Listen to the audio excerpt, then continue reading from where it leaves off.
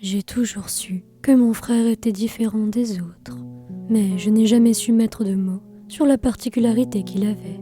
Quand on était petit, ça commençait par de petites choses. Lorsqu'on faisait de la balançoire, quelque chose d'invisible le poussait, et lui rigolait aux éclats. Il n'avait jamais peur. Je crois que c'est ça qui me donnait le plus la chair de poule. Lorsqu'il faisait tomber un vase, et qu'il avait peur qu'il se brise, l'objet restait en suspens dans les airs, jusqu'à ce qu'il le reprenne, et qu'il le repose à sa place. Cela lui a évité maintes et maintes fois d'être grondé, alors que moi, je l'étais tout le temps.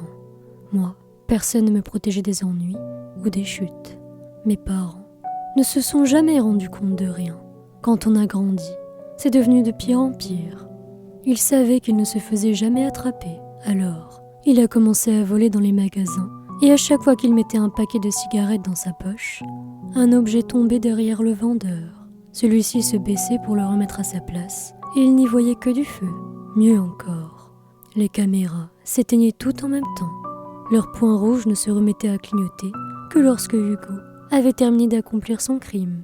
Une haine invisible commençait à grandir en moi. Il pouvait faire absolument tout ce qu'il voulait, pendant que moi, je devais respecter les règles, sans même pouvoir dire un mot de travers. J'ai alors commencé à enquêter de mon côté. Je me disais que son don ou sa malédiction, appelez-le comme vous le voulez, était peut-être lié à l'histoire de notre famille.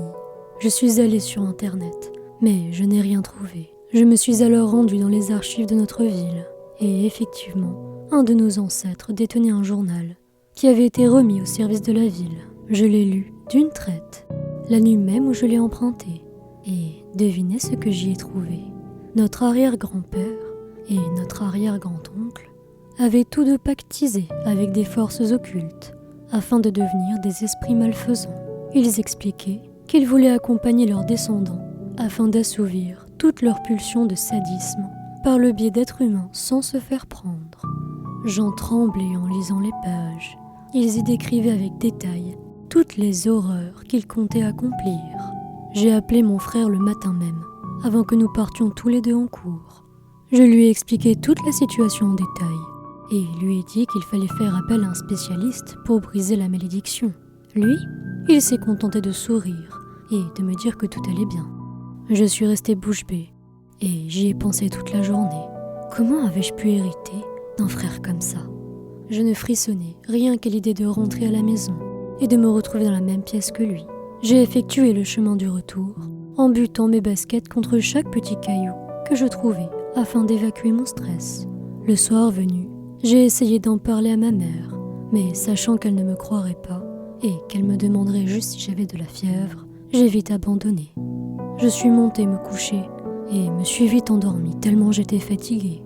Mais quelques minutes plus tard, un bruit m'a réveillée, un bruit de matelas. Ça venait de la chambre de Hugo et je me suis vite souvenue qu'il dormait souvent les vendredis soirs sur le canapé du salon. Il était donc censé être en bas, pas dans sa chambre. J'ai ensuite entendu des bruits de pas se rapprocher de ma porte. J'ai prié intérieurement pour que ce soit mon frère. La clenche de la porte s'est abaissée et elle s'est ouverte devant mes yeux ébahis, qui ne voyaient rien d'autre que le couloir et son néant. Il n'y avait personne. Les bruits de chaussures ont recommencé et se sont avancés dans la pièce. Je me tenais de toutes mes forces au drap, ce qui me donnait un semblant de sécurité.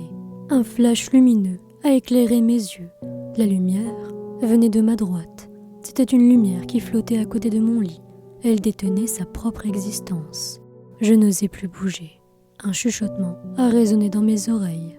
Je me suis levée et je me suis éloignée de la lumière. J'ai appelé Hugo et une silhouette apparut dans le miroir en face de moi. C'était mon reflet, mais tout était plus sombre. J'arborais un air diabolique sur le visage. Mon autre moi a sorti sa main du miroir et m'a attrapée. Je me suis alors retrouvée enfermée dans la glace, accompagnée de mon frère, mon vrai frère. J'ai observé ce qui se passait dans ma chambre. Mon autre moi rigolait avec l'autre Hugo. Nous avions été remplacés. J'ai tapé contre le verre du miroir de toutes mes forces, encore et encore, mais c'était peine perdue. Ils cachaient tous deux un couteau derrière leur dos. C'est alors que ma mère est entrée dans la pièce. J'ai hurlé encore plus fort, mais comme seule réponse, mon autre moi m'a souri et m'a fait un clin d'œil avant que des taches de sang n'aient empli ma vision.